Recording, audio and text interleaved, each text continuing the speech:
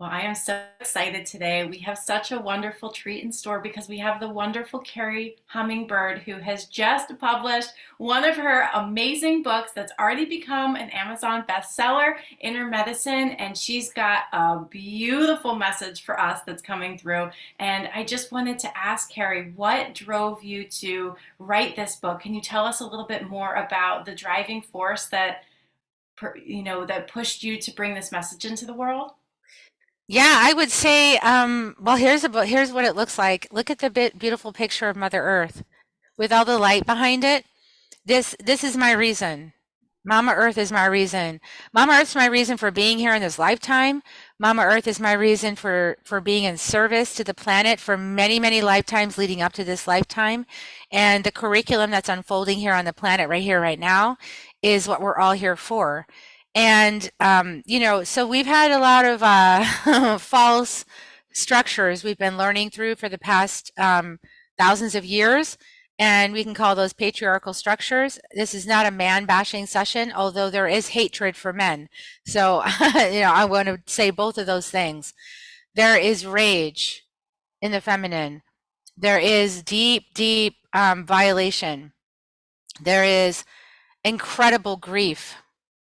There is, there's Kali Ma in her essence. There's a destruction of what has been created by the feminine, to destroy it now so that we can be rebirthed, reborn as a species. So what's happening is that in my life, what led me here is that I had probably most of my life, let's just say, because we're all programmed. I showed up programmed, and I think I showed up feisty. I remember my mom was saying I'd be in the back seat of the car. Of course, we didn't have to wear seatbelts then, right, as little kids. They didn't know how to put us in supportive seats for the car drive. And my mom, somebody would be being mean to my mom in the car, and I'd stand up and I'd say, "Don't you do that to my mother!" And I would just be like shaking my fist, like this little 2-year-old. "Don't you do that to my mama!" And really, like that's the story of my life. My mom left her first husband, my natural father, because he was abusing me, starting to look like he was going to start just a lifetime of molesting me. And she caught him with me in the bathtub doing some stuff that wasn't cool at like 1 years old. It's like, come on, dude. And so my mom left him, and then she went into a relationship with somebody who seemed like a nice person at the office, but then at home, when you get home with him, you find out he's a violent, raging drunk. And this is the story of so many women on the planet for generations, not just right now, generations upon generations, dealing with this masculine energy that doesn't know how to have boundaries with itself, that doesn't know how to have right relationship with itself, that doesn't know how to honor and respect the feminine and honor and respect Mother Earth. And we have this colonization that's happened across the planet, and colonization of our minds, colonization of our bodies, colonization of our connection to spirit, colonization of our connection with the planet, colonization of our connection with our ancestry. That is what is being disrupted right now. And so the insecurity that's underneath all that colonization is what's being brought to the surface now. And you can see that the matrix of power over, that matrix of power over has been happening because of the insecurity, the deep masculine insecurity in this colonization force, right? Deep masculine insecurity. And I'm not talking about necessarily in all cultures it's happened, right? Many, many cultures around the planet this has happened. This deep masculine insecurity has expressed itself through trying to what? Control and dominate the feminine, control and dominate the planet. Take, take, take, take, take. No honor, given to the feminine and to Divine Mother. So here we are, and we're at the turning of the ages, and all of the systems are crumbling down. Yay, awesome. And, in the crumbling down process is painful, and it's necessary. Because as you were saying, Kristen had this beautiful image before we started the broadcast of the fire just going through the forest and burning everything down to the ground, and then the seedlings from those pine cones opening up and getting into that burnt soil, and the water and the rains coming, and all of a sudden new life is flourishing on the planet in right relationship. And this is where the Carol people from the Andes Mountains say in right relationship, in Aini. So when the feminine has been downtrodden for so long, when the feminine has been violated, when the feminine has been raped and pillaged and suppressed and condemned and called crazy and given labels by all these masculine systems of the mind and the egoic self, wow, that to meet that in diplomacy, the only way is to really feel what's actually there. And for the feminine, that is hatred. That is rage. And if we don't actually let ourselves feel that at the very core of us, then we halt our own journey up the power matrix into true power out of force. Because the last two stops are anger and pride. Anger and pride. We start with shame. Many of us have felt shame of our bodies, right? Shame of our bodies, intense shame, because we were taught that our bodies were shameful. Shameful. Close your legs. You know? As if having my legs open would what? Mean something? Right? This, Well, this close is your legs and close your mouth, right? close your legs and close your mouth. Be pretty, pleasing, follow the patriarchy's rules, conform, comply. And I am at this place where I am saying, hell no. Hell no. Not anymore. And letting myself feel the anger and the hatred and the rage of my ancestral women, and doing my best not to project it out to anybody that happens to have a penis, right? It's not about them. It's about the system. It's about the pattern. It's about the inheritance of this pattern. That is what is up right now. And to meet that pattern, that system that has been that is put in place, that has suppressed this planet and her expression, and she's getting tired of it, right? She's like flicking us off her belly. She's like, I'm done with this.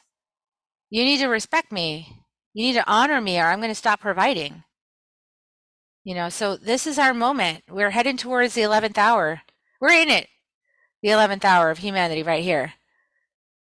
And Absolutely. And we're seeing it in so many ways with the earth, the rage of the earth being let loose in natural disasters. I am seeing patterns within women being diagnosed with all sorts of feminine issues with their uterus, with their cycles, where I've been tapping into this in my own personal life because I struggle with hormone imbalance, especially around my moon cycle and PMDD. And one of the things that I learned from that and the message that came through for me that I feel is tailoring in exactly what you're saying is that there's an imbalance with the masculine and the feminine. It's no longer in harmony. And so we're seeing the deep insecurities of the masculine because they are without the balance of the feminine. We're also seeing these disorders happening within women's reproductive systems because there's a clogging of energy, of this anger, of this resentment of the earth, of the mother earth that is manifesting in physical bodies and physical forms for women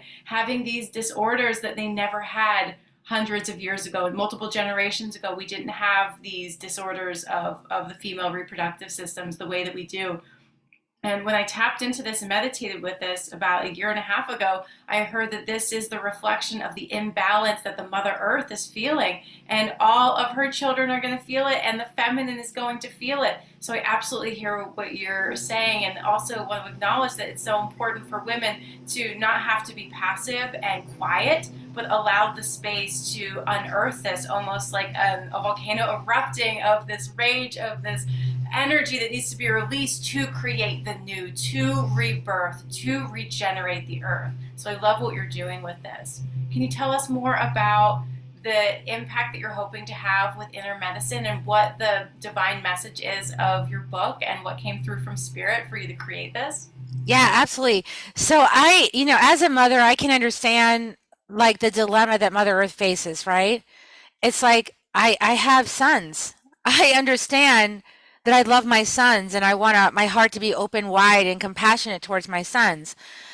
And there's a step that has to happen first for women. Like we can't bypass thousands of years of violation just and put a smile on it. There's like it's like there's been so many movies recently where they're so good at depicting, like, the woman, she's like really, really angry, she's fuming, but she's just going to try to smile, and it's like, we have to stop that. We have to actually be with what's real. Like, no, I'm feeling in my body. My ancestors are talking to me. My ancestral women are talking to me. I'm feeling this. I'm feeling this sadness. I'm feeling this grief. I'm feeling this anger. I'm feeling this. We have to feel it, And so, what do they do in the patriarchal system? They're like, here's a pill. Stop feeling that. Here's a pill. We've got to refuse the pills. Honestly, we have to be willing to be enraged. We have to be willing to be feeling hatred. We have to be willing to feel all those shadow frequencies and not project them onto somebody else, but own it. Like, this is my ancestral rage from my women in my line. This is my feelings in my body that I'm going to own and process it and transmute that energy. You're the center of diplomacy. So, like, I have the key of diplomacy, and when I say key, I mean gene keys. I love gene keys, Gene, Keys. They're awesome. It gives you like a map to understand yourself. It's like one sheet, right? It's like, oh, thank you. So as I'm looking at this, I'm like, I see judgment as a shadow. I see opinion. I see expectation. I see disappointment. I see stress, and I see conflict. And when I went into the conflict, which is my pearl of peace, it's like what I'm here to actually bring. Conflict leads to diplomacy, leads to peace. But if you don't actually experience the deep emotions of your conflict, you cannot possibly get to true peace.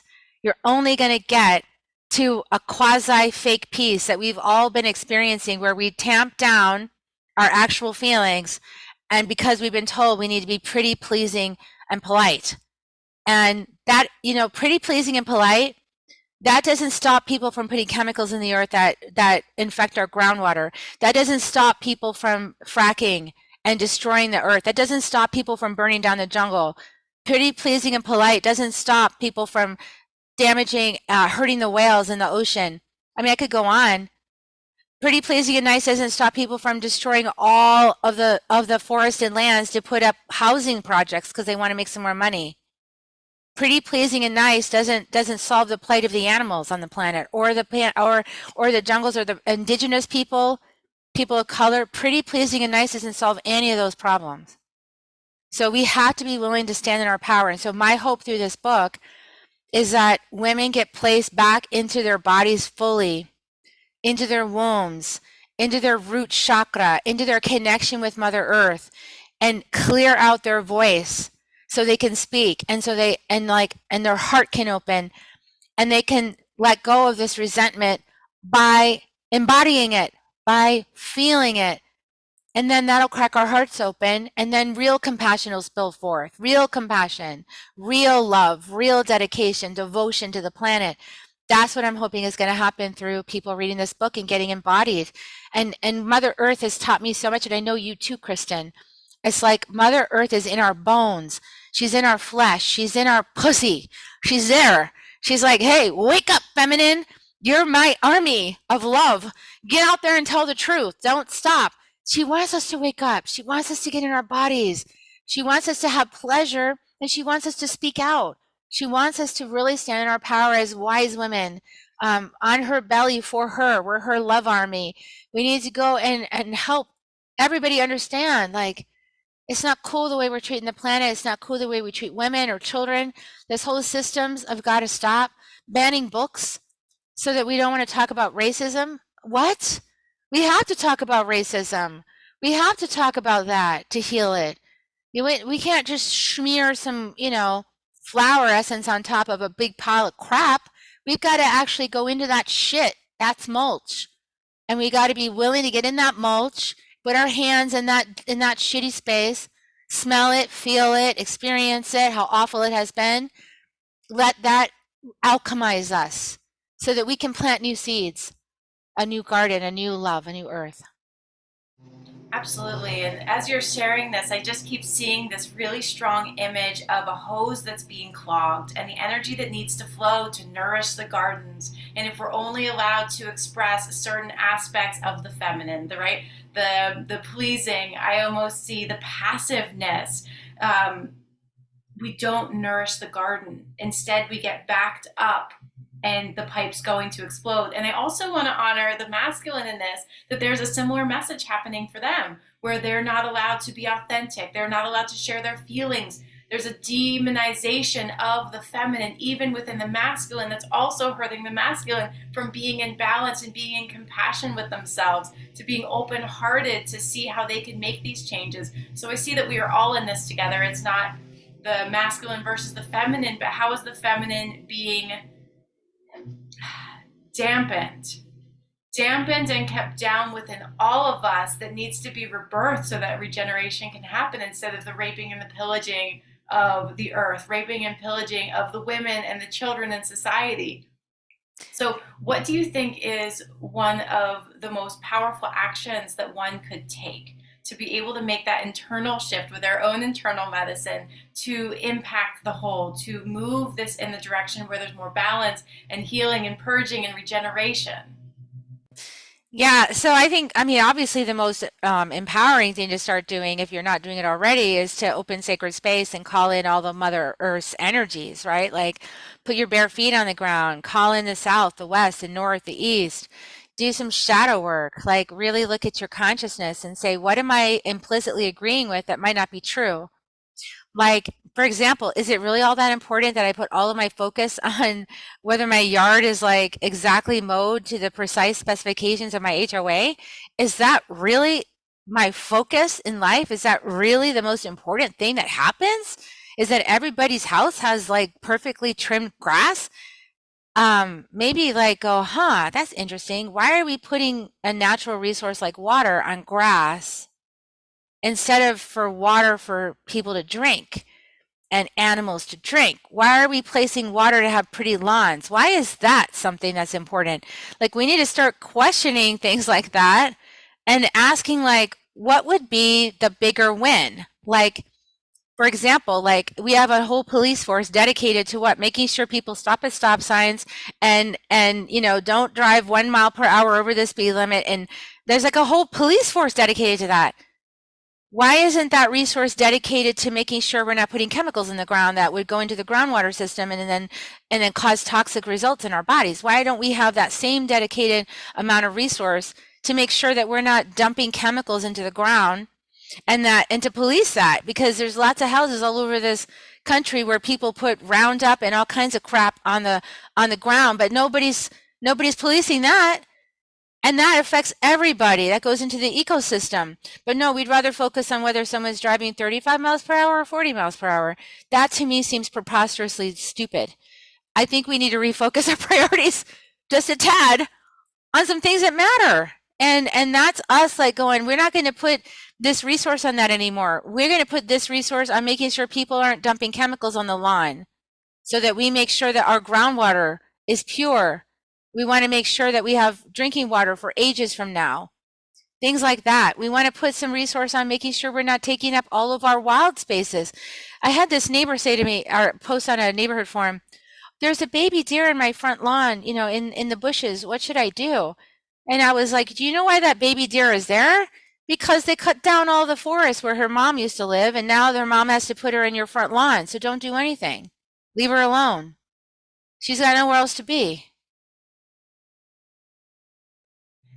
And I just have to say the irony right now, because my neighbor has come out to mow the lawn as I was just looking outside the beautiful dandelions and thinking, after our holiday, I'm going to pick them and use their medicine. And now all the medicine is being chopped down and it's very loud in this space, so I've been on mute. But it's just the irony of you talking about, how, like, putting our priorities on things that are external or please a certain rule that has been created within the patriarchal system, that we've now believed, whether it's right or wrong, that this is how we should be and this is how we should allot our time, energy, attention, as opposed to picking and harvesting the medicine that cleanses the liver. It's liver season, it's springtime. This is the time when the body wants to purge toxins, and we have medicine out in our backyards that people are actively mowing down as we speak, as I can see it. So the irony that we are putting our attention and energy on frivolous things that actually destroy the earth, and allowing this raping and pillaging because this passivity that we're supposed to keep, that we're supposed to just go along with the way that it has been created, the rules and structures that have been in place that are actually harming our entire ecosystem, harming all of us and making us and the earth sick, which in turn brings illness into our lives because we are a reflection of her. Well, what people don't really consider when the mowing stuff is that that is a really loud sound, right? Okay, it's a loud, buzzy, almost violent, penetrating sound. When somebody is mowing or using the weed chopper, it's a violent, loud sound. That is going into not only your body and causing anxiety, because our bodies are 70% made up of water. Water conducts vibration and sound. And so every time that's happening, all that loud noise, it's going in creating anxiety inside the body. And it's not only creating anxiety inside your body, it's creating anxiety on the planet. Like all the animals, the ants, doing their work under its vibration, it actually affects the entire ecosystem, the noise of that. And I mean, look at just like the noise of traffic, right? They created cars that have sound that is artificial at this point. They don't actually need to be loud. Cars do not need to be loud now. They made them have a sound component because they were concerned about people not hearing the car coming and then not knowing or something. So cars now have loud sound when they don't actually need any sound at all. And so we wouldn't actually need to hear highway traffic from 5 miles away. We would be able to have a peaceful yard where we can hear birds if the car manufacturers would stop doing that.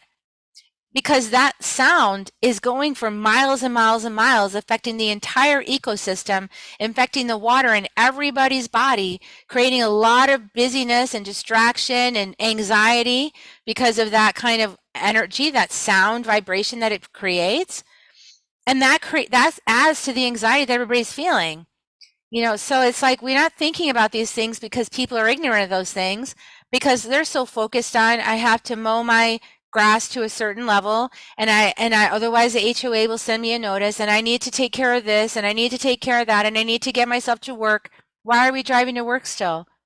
Why are we going back and forth to work in traffic for an hour a day, polluting the environment with smog? We already learned in COVID we didn't have to do that. We learned that we could work from home and be more productive than we worked in, and now they're back.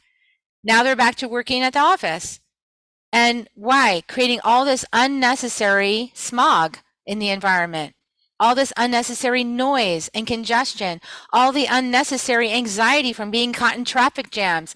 And then people wonder why people are going crazy on the freeway and being erratic and driving around everybody and getting all like aggravated. And it's like, because we're doing stuff that we know is not right. We learned our lesson in 2020, 2021.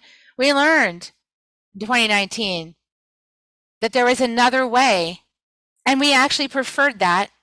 And now we're being forced by the patriarchy to go back into systems that don't serve us or the planet. That's what's frustrating people at a deep level. And because they don't stop and take a meditation or a contemplation on it, they don't arrive to that realization. But see, I'm out there on my front lawn and I meditate every day. And so I'm sitting there like, why are we doing this? This doesn't make sense. People like you and me, people that do this kind of work in spirit, we're like always contemplating. And we're sitting there like, why is everyone rushing around again? Didn't we learn our lesson? So that's why I'm asking this system. Do we really want this system? Is this really serving us? And I say, no, I don't want a police force that worries about how, like, if I'm driving this or that or this little tweaky thing. Who cares? Accidents, yeah, come out and help us with an accident if we get in trouble. But let us be adults. Let us figure this out. Let us learn how to talk to each other to figure things out. And then let's reduce the amount of stress by, hey, what ways could we reduce stress? What ways could we change our society to reduce stress so that we're not in so much stress? What ways could we change things to reduce the toxins we're putting into our bodies and into the ground? How could we reduce that?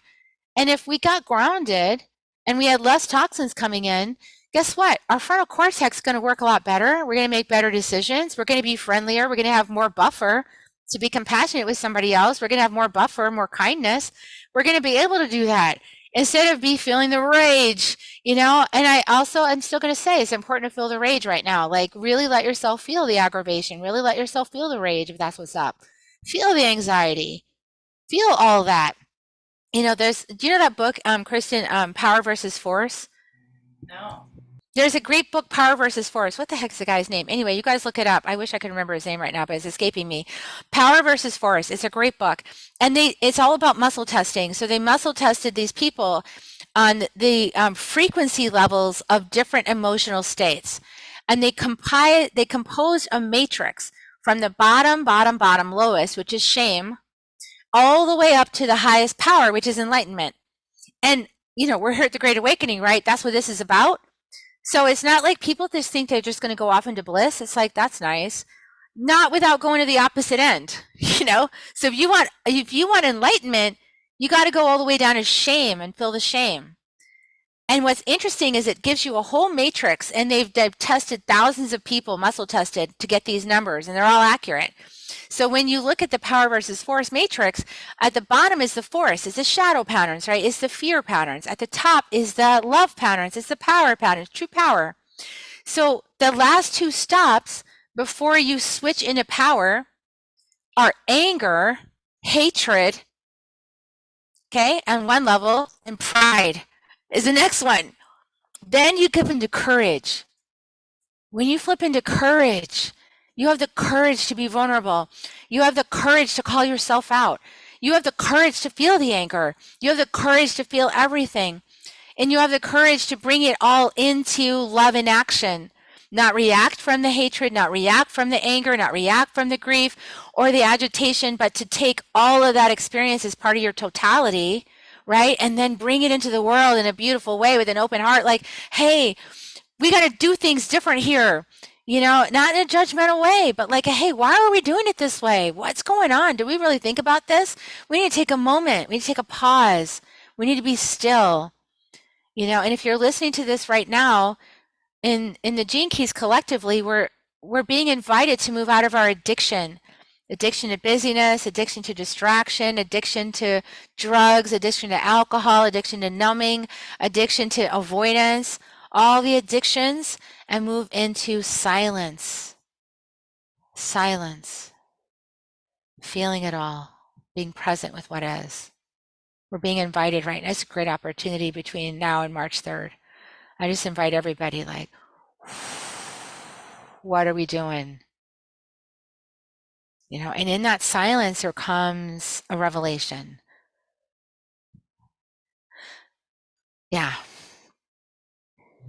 And we need to feel all of these things to get to those levels. And I think that there's so much of a force of just love and light, just ascend to the next level, disassociate from the darkness that's happening, disassociate and disconnect and just rise above. But the the greatest sense of power comes from when you can embody and own it all and use your being as that portal of transmutation, of alchemy to ascend. And we cannot shine our bright light without having a big shadow that needs to be integrated, in the shadow of the collective that has been created for multiple generations of wanting to put the blinders on to the devastation that we've created to the ecosystem, from the misalignment that we've had with the Mother Earth and with ourselves, with those aspects of ourselves, to distract, to take our power away, so that the patriarchy, the systems, and I don't want to blame any particular gender, but what we have created to distract us from the power that we all have within, that is interconnected to all the living beings of the earth, to the Mother Earth herself. And if we dissociate from that shadow and we don't sit with it in that silence, to accept it, to ascend, to feel the anger. Anger is a very powerful emotion that allows us enough energy to be created to manifest change. If we didn't Yes, have anger, we wouldn't change it. exactly. And that's why as a manifester, like manifester, my job is to manifest, right? And so and my emotion is anger. So when something's blocking me and my purpose, I get angry, right? And then I go, oh, the anger is there. That means something is out of alignment. That means something is in my way of my destiny. That means something is the way, right? For me to move through.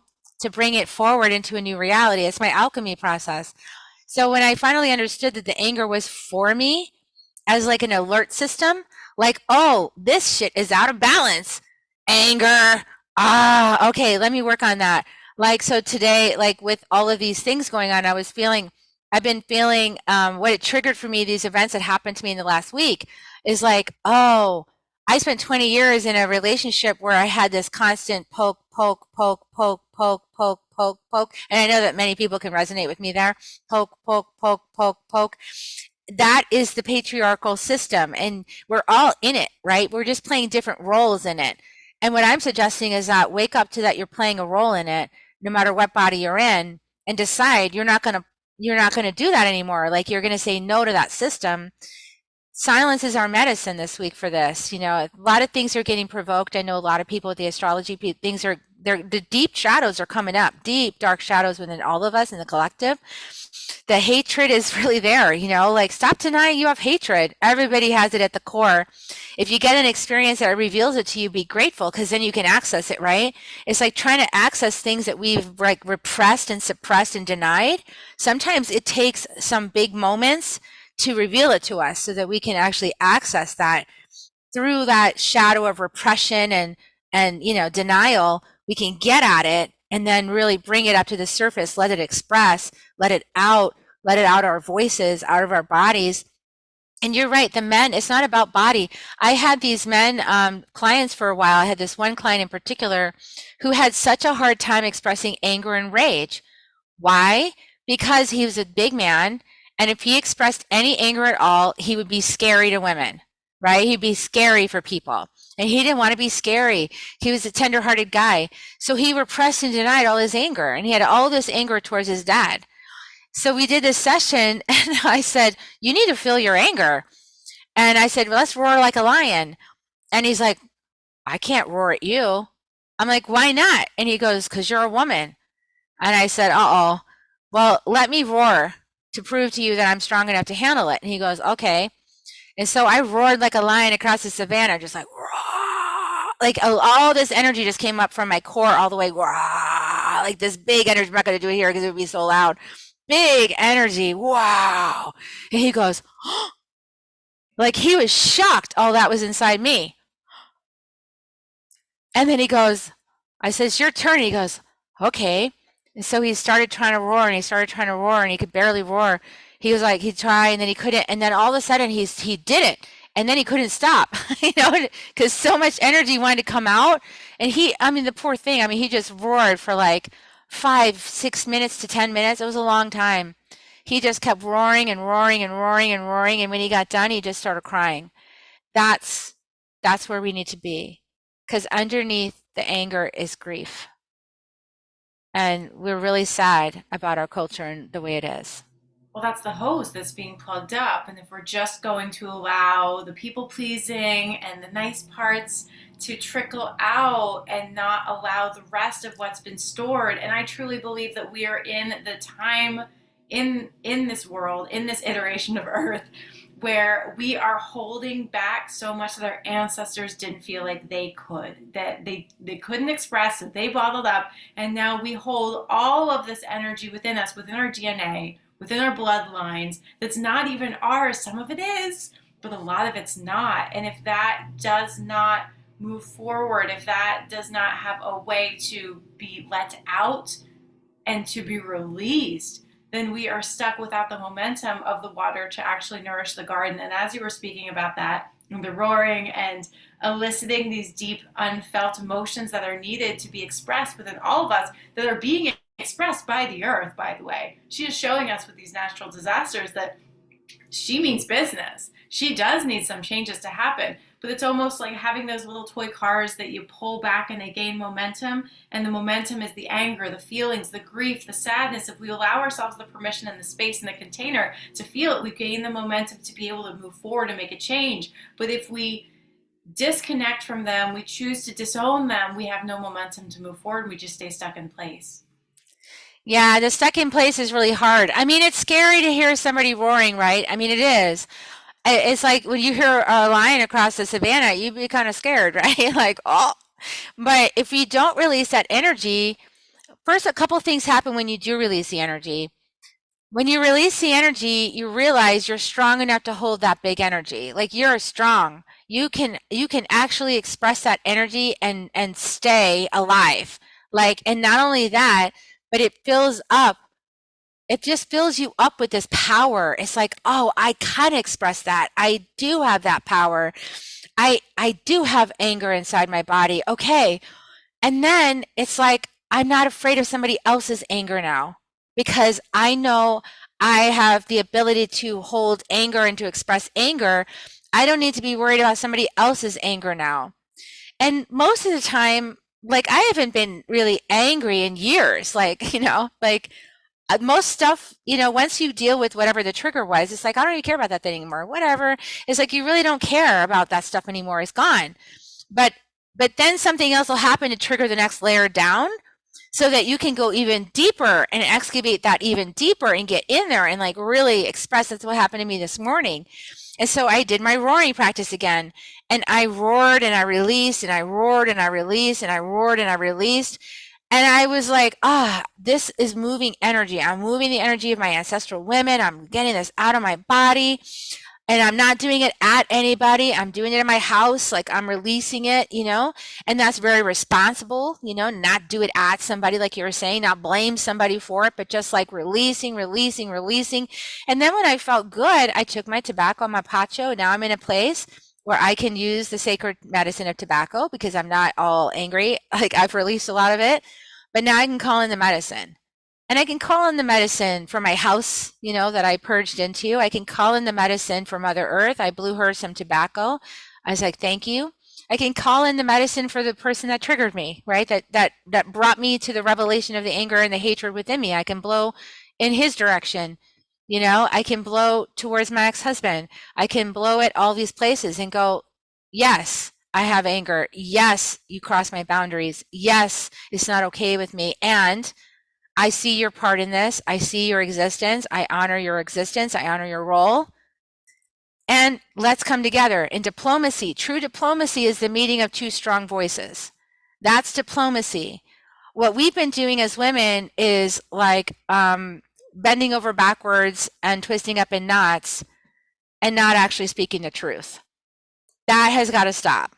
And the only way to step into true powerful conversation is to own your power, which includes all of you, your shame, all the stuff that moves through you, everything, including all of it, anger, rage, hatred, all of it, transmuted, alchemized. Now from that place, you can have a real authentic conversation.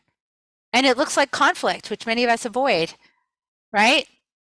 We got to stop that. We have to actually say no. No, I don't approve of that. No, that's not okay with me.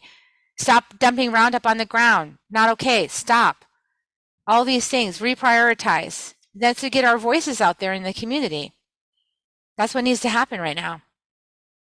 Absolutely. And I also see this applying to the masculine as well, as where are we as a collective not speaking up for the atrocities that are happening to certain populations, to the earth, to children, to children. This is where I draw a very hard line of manipulating or abusing them because they need to be protected. And we see that there are so many vulnerabilities to this next generation that they're not being protected. So how can we as men, women, anyone who identifies in between, how can we use our voice to speak up for what systems are not honoring all beings? And instead of just watching it happen in silence and saying, well, it's not happening to me, it is happening to us. It's happening to all of us. And even if we don't stand up for that, we have to use our morals, our anger, our energy that we have in a healthy way to create those changes. So I appreciate that this is what you're sharing in your book, Inner Medicine. Can you share with us what your final takeaway, what would you like everyone who's listening to this,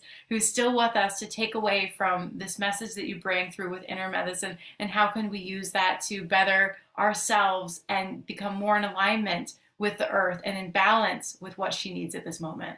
Yeah, absolutely. Well, I mean, the book Inner Medicine is written as a medicine ceremony. And medicine ceremonies, they're going to bring up shadow, right? But they're also going to help you claim the light within yourself. And so when we move through the South, and into the west and into the north and into the east and then back around the spiral back into the south. We're going another level deeper on that great spiral to understand ourselves, to discover who we are, and to access that timeless one, as well as accessing the very human one that you are, both, not excluding anything, body and spirit, heart and mind, eagle and condor flying in the sky. That's what this means. And bringing us together in harmony on the planet means that every person has got to take that road into the forest that nobody has traveled on before, because it's your road. It's your pathway through, and Mother Earth's going to guide you through it, through the mystery. So the moment you say yes to that and you open the book, one of the first things on the first pages is set your intention for this ceremony. You're going to be in the ceremony probably the rest of your life, but you're going to be in the ceremony at least for the first, while reading the book, right? Until you wrap it up. So what's your intention? Do you want to be connected with your truth and your power and your voice? Do you want to make a difference in the world with your unique gifts and talents and your brilliance that wants to come through you? I say yes. And all of us have that. Every single person has that. And we need everybody, not just some. We're not going to have one, rescuer this time. We're going to have, billions of empowered individuals stepping forward and with their knowledge inside their bodies of what Mama Earth is telling them. And they're going to say, hey, we need this. We need this. I heard this message. That's going to be for the collective. So it's we are healing this together. We are rising together. We are doing this on behalf of all of our relations. And we are becoming the stewards we were always meant to be for Mother Earth.